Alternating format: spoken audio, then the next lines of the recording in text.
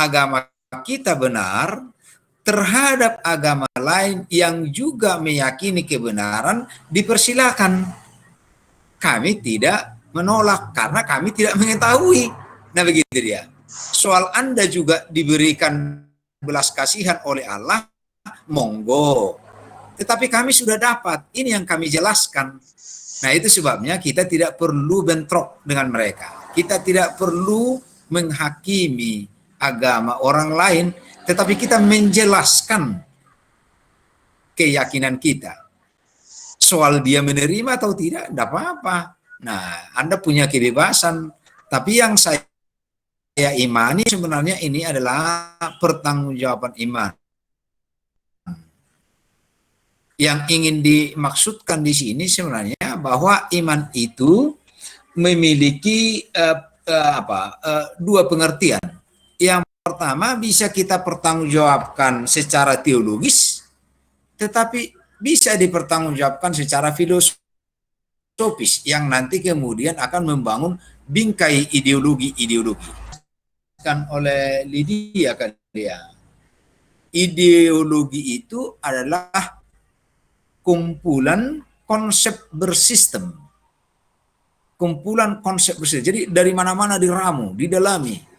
Itu sebabnya ideologi itu biasanya dekat dengan filsafat yang menggunakan nalar, yang menggunakan otak, yang menggunakan penelidikan terhadap muatan-muatan yang dia imani. Tapi terlalu kecil untuk memahami rancang bangun kehidupan yang dari Tuhan. Oleh sebab itu, ideologi itu penting, tetapi ideologi ini dalam rangka untuk membuka jalan kepada pemahaman yang lebih luas tentang Tuhan itu. Begitu dia. Jadi inilah yang perlu kita lakukan. Ini saya tambahkan sedikit lagi. Ini agak sedikit cepat.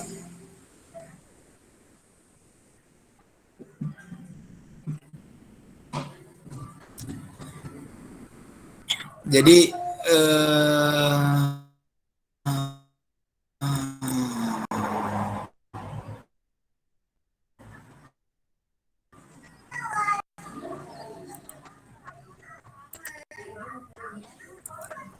ideologi itu sebenarnya memiliki beberapa fungsi, yaitu fungsi kognitif yang menunjukkan bahwa ideologi itu didasarkan pada upaya memahami dan menyelami segala hal yang terjadi. Itu tidak bertentangan dengan iman kita. Kita harus sungguh-sungguh menyelami, memahami.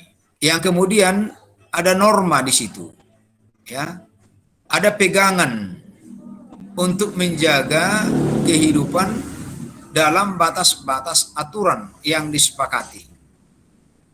Kemudian ideologi dijadikan sebagai pedoman. Dan yang ketiga, pendorong semangat. Dan yang kelima adalah sarana pendidikan. Jadi ini penting kita lihat supaya orang bisa sadar bahwa ideologi itu bukan sesuatu yang tidak baik. Tetapi ideologi jangan sampai dijadikan lebih tinggi dari agama. Orang harus menggunakan nalarnya, rasionya, dan harus berusaha merumuskan setajam-tajamnya apa yang dia amati, apa yang dia imani. Tetapi serentak dengan itu dia harus sadar bahwa dia terbuka kemungkinan-kemungkinan lain dari keberadaan Tuhan yang dipahami secara berbeda oleh orang lain. Nah, jadi pada hakikatnya ada dua ideologi, ini yang harus kita pahami. Yang pertama, ideologi terbuka, gagasan yang bersifat toleran, tidak memaksa, lebih bersifat inklusif dan menginspirasi masyarakat agar mempunyai kehidupan yang lebih bertanggung jawab. Jadi ini sebenarnya yang kita pahami kaitannya dengan ideologi Pancasila itu. Jadi itu adalah hasil perumusan dengan berbagai pertimbangan di atas kepentingan semua agama. Jadi dia tidak sampai mengarahkan kepada satu agama. Itu sebabnya hanya dari Pancasila umpamanya ketuhanan yang Maha Esa. Tidak dibuat di situ, itu sebabnya orang Kristen menghapus dengan apa itu? Yang pertama dulu itu. Yang orang Islam memaksakan supaya ada lagi lanjutan dari kalimat itu. Jadi yang kita harapkan ideologi ini adalah ideologi yang bersifat terbuka, yang tidak memaksa orang lain untuk melakukan atau menurutinya. Ini yang harus kita hindari, ideologi tertutup. Sebuah gagasan pemikiran, jadi hasil olah pikir terhadap sesuatu itu, dia anggap sebagai pandangan yang mutlak, yang tidak bisa dipersoalkan lagi tentang kebenaran di dalamnya, dan harus diterima dan dipatuhi oleh seluruh masyarakat. Mereka berusaha mengawasi setiap gerak-gerik masyarakat dan memaksakan kehendak pada masyarakat. Nah, ini yang kita hindari dalam kaitan ini, supaya kita memiliki ide-ide, memiliki gagasan-gagasan, memiliki konsep-konsep, termasuk konsep religiosita, konsep keberagamaan, di mana kita sedalam-dalamnya, seluas-luasnya memahami, merumuskan, bahkan menyebarluaskan agama kita, tetapi tidak dalam arti memaksa orang lain supaya dia menelan bulat-bulat apa yang kita jelaskan itu. Jadi kita terbuka terhadap kemungkinan lain. Itu sebabnya kita katakan yang pada waktu pengantar itu, ada satu konsep dalam teologi agama-agama, bila mana kita bisa berdiskusi, bisa memahami agama orang lain, maka kita akan lebih luas memahami agama diri sendiri. Kita jangan sampai seperti katak dalam tempurung. Katak dalam tempurung karena ya skop pemikirannya hanya begitu, nggak pernah dia lihat yang lain. Sehingga sesuatu yang berbeda itu dianggap sesuatu musuh, sesuatu yang harus dilenyapkan, sesuatu yang asing. Dia menjadikan dirinya menjadi seperti Tuhan. Konsep-konsep yang ada dalam otaknya dianggap mengurung kebebasan Tuhan dalam memberikan wahyunya. Nah, ini yang perlu kita pahami supaya kita dalam beragama tidak sampai melakukan agama yang dengan ideologi-ideologi tertutup.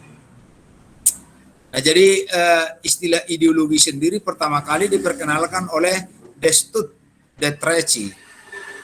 Dia merupakan pemikir Prancis yang memposisikan ideologi vis-a-vis, berhadapan dengan gagasan teologis dan metafisika tradisional. Jadi bagi dia ideologi bersifat positivistik yang tujuannya menemukan kebenaran di luar otoritas agama. Nah, ini kan sudah hebat sekali dia. Dia menjadikan ideologi itu malah lebih tinggi dari teologi. Padahal ideologi adalah sesuatu yang bisa dirumuskan dengan nalar otak. Seluas daya pikir otak manusia lah, setajam itu. Nah, padahal teologi tidak. Teologi ada hal yang tidak bisa kita pahami secara rasio. Karena di situ ada wahyu, ada misteri, ada keajaiban dari Tuhan. Nah, jadi agama di era modernitas ini cenderung terguncang oleh pencarian. Jadi makin banyak orang yang ateis. Seperti yang kita jelaskan itu, ya. Tahun 2025 diperkirakan akan ada 250 juta yang ateis. Karena mereka menggunakan otaknya. Otaknya yang tidak memahami Tuhan, dikatakannya Tuhan itu tidak ada. Masyarakat modern lebih menonjolkan sisi rasionalitas dalam mencari kebenaran, ketimbang percaya pada hal-hal yang dianggap mitos. Orang kembali percaya kepada rasionya. Sapere aude. Hendaklah Anda berani berpikir. Atau dengan apa yang dikatakan oleh siapa itu? Teolog itu. Aku berpikir maka aku ada. Cogito ergo sum. Ya kan? Aku berpikir maka aku ada. Dia beranggapan bahwa pikirannya lah yang menentukan keberadaannya. Atau keberadaan manusia ini adalah hasil olah pikir manusia saja. Di luar itu sebenarnya manusia itu tidak ada apa-apanya. Nah, benar bahwa manusia sebagai makhluk budaya adalah manusia yang berakal budi, yang membedakannya dengan makhluk yang lain. Tetapi tentunya kita berpikir bahwa rasio manusia itu adalah bahagian terkecil dari instrumen yang Tuhan gunakan untuk memahami rancang bangun kehidupan Tuhan itu. Jadi kalau ada manusia yang cerdas, ada orang-orang yang memiliki ide-ide yang brilian, itu hanya setitik air di antara samudra raya. Mungkin dia mendasarkan pikirannya berbasis budayanya, berbasis pendidikannya, berbasis lingkungannya, berbasis pengalaman-pengalaman yang secara sederhana terlintas dalam hidupnya. Tetapi dia tidak boleh berhenti di situ. Dia harus bergabung. Sehingga dalam metafor itu seringkali dikatakan, kalau Anda ingin mandi, Anda cukup memanaskan segelas air. Kalau Anda ingin minum, Anda memanaskan segelas air, lalu mendidih minum. Itu kebutuhan Anda. Kalau Anda ingin mandi, maka Anda membutuhkan 2-3 ember. Cukup. Kalau Anda ingin menggeser kapal, maka Anda membutuhkan berjuta-juta kubik air. Nah, persoalannya sekarang apa yang Anda akan raih? Apa konsep-konsep kehidupan yang akan digerakkan? Nah, kalau kita menyadari bahwa kehidupan ini amat besar, keselamatan kita ini amat berharga, maka kita tidak boleh berhenti dalam kepemilikan yang terbatas itu, termasuk ide-ide dan hasil-hasil pencapaian manusia yang sudah kita dapatkan itu. Jadi agama dan ideologi ada dua hal yang menarik, ya. Jadi jangan-jangan manusia ini menjadi membenci agama orang lain karena dia dicekoki, dia disusupi dengan ide-ide yang ditarik dari 1-2 teks Alkitab atau dari 1-2 teks kitab suci, lalu kemudian punya ide-ide ya terhadap sesuatu. Nah, jadi termasuk juga ide untuk tidak makan darah, kan begitu dia. Diambilnya secara terpisah-terpisah. Atau ide tidak boleh bercampur baur dengan suku lain. Itu terbuka kemungkinan dalam agama yang jika diambil hanya serpihan-serpihan itu. Tetapi kalau dipahami dalam konteks yang lebih luas dan utuh, maka ide-idenya itu akan semakin berkembang. Jadi ide yes, tetapi menjadikan ide lebih tinggi dari agama itu justru pemutarbalikan, bahkan membuat hidup itu menjadi bentrok. Jadi seperti yang tadi kita katakan, ideologi Pancasila itu tidak sampai mencampuri urusan-urusan agama. Dia hanya mengisyaratkan bahwa setiap agama percaya kepada Tuhan yang Maha Esa. Nah itu saja. Bagaimana Tuhan yang Maha Esa itu nanti dipahami oleh agama-agama itu urusan mereka. Bagaimana orang Kristen memahami bahwa ada Trinitas. Bagaimana orang Islam memahami bahwa mereka menerima Nabi yang terakhir. Bagaimana orang Hindu memahami bahwa di antara mikrokosmos ada makrokosmos. Nah itu bahagian-bahagian yang tidak selalu bisa kita pahami karena kita tidak ada di dalam konteks kehidupan orang beragama itu.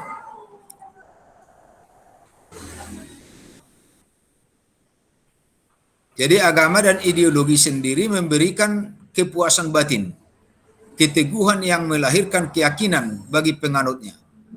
Agama dan ideologi merupakan dua sisi mata uang yang saling berkait. Ideologi kadang disamakan dengan agama karena menuju yang ideal. Nah, jadi ideologi itu bisa kita jadikan menjadi tangga, bisa menjadi semangat.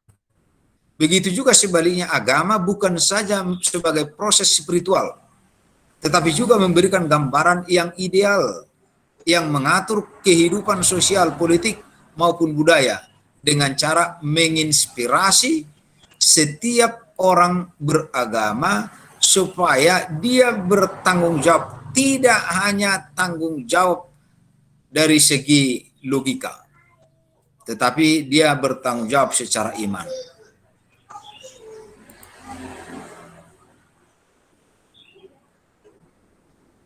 Jadi menurut Althusser, ideologi sebenarnya bisa dijumpai dalam praktek hidup sehari-hari. Bisa dalam aktivitas-aktivitas ritual, upacara adat, kebiasaan yang lazim dilakukan dalam kehidupan sehari-hari. Ya. Sebuah tatanan yang ditandai oleh adanya kesenjangan status dan gap kekuasaan yang menonjol antara yang pusat dan yang periferial, maksudnya yang terpinggirkan. Mana yang maha dan yang hamba.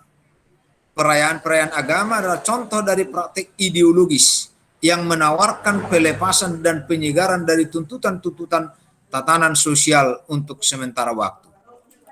Jadi apa yang dilakukan oleh agama-agama ini adalah juga bahagian dari pematangan pemikiran terhadap apa yang ada dalam agama itu. Oleh sebab itu, agama-agama juga tidak boleh bersifat tertutup atau introvert. Dan agama memiliki dinamika. Itu sebabnya agama Kristen di Eropa, di Asia, dan di Amerika bisa berbeda. Karena terbuka kemungkinan dia dipahami dan diaplikasikan secara berbeda. Itu dasarnya kita menolak bahwa pakaian-pakaian, bahasa-bahasa agama yang selalu dipaksakan untuk dituruti, dilakukan, dan dipakai di dalam semua agama tertentu itu tidak benar. Karena orang Batak bisa berpakaian Batak kepada Tuhan. Tidak menjadi tidak Kristen kalau orang Batak berpakaian Batak yang dulunya kekristenan itu dibawa dari Eropa. Kita tidak harus memakai pakaian Eropa. Gitu ya. Nah, jadi agama dan ideologi ini penting untuk melihat sejauh mana kita mengukur daya nalar kita sembari kita terbuka terhadap nalar-nalar baru yang akan kita peroleh dengan keberadaan agama ini. Jadi jelas ada perbedaan antara ideologi dan agama, tetapi bisa ada persamaannya. Ideologi dan agama merupakan paham atau cara berpikir seorang akan sesuatu. Ideologi sebenarnya tak ubahnya seperti agama, keduanya sama-sama diyakini sebagai yang benar. Hanya saja ideologi bersumber dari olah pikir manusia, sedangkan agama bersumber dari Tuhan. Jadi kebenaran yang dipahami secara teologi adalah kebenaran yang didasarkan pada wahyu Tuhan. Tetapi kebenaran yang dipahami oleh ideologi adalah kebenaran sistemik yang diperoleh dari daya pikir manusia untuk merumuskannya. Nah, jadi maksudnya begini, kita juga harus cerdas. Tetapi jangan karena kecerdasan kita, karena kita tidak tahu, maka kita menganggap bahwa Tuhan itu tidak ada. Karena kita tidak tahu cara Tuhan untuk meragikan kasih-Nya kepada dunia ini, maka kita menolak bahwa orang lain juga akan kebahagiaan berkat-Nya. Jadi itu yang selalu kita katakan. Untuk menyatakan bahwa agama kita benar, tidak harus mengatakan yang lain adalah salah. Tetapi untuk menyatakan diri kita adalah benar, maka kita harus lebih banyak menjelaskan, lebih banyak berjumpa, lebih banyak berkomunikasi dengan orang-orang lain. Karena dengan berjumpa dengan orang lain, kita akan mendapat spiritualitas yang lebih tinggi, yang merupakan tangga untuk menjalani puncak kehidupan berjumpa dengan Tuhan dan dekat dengan sesama. Ya, saya kira itu tambahannya. Minggu depan kita akan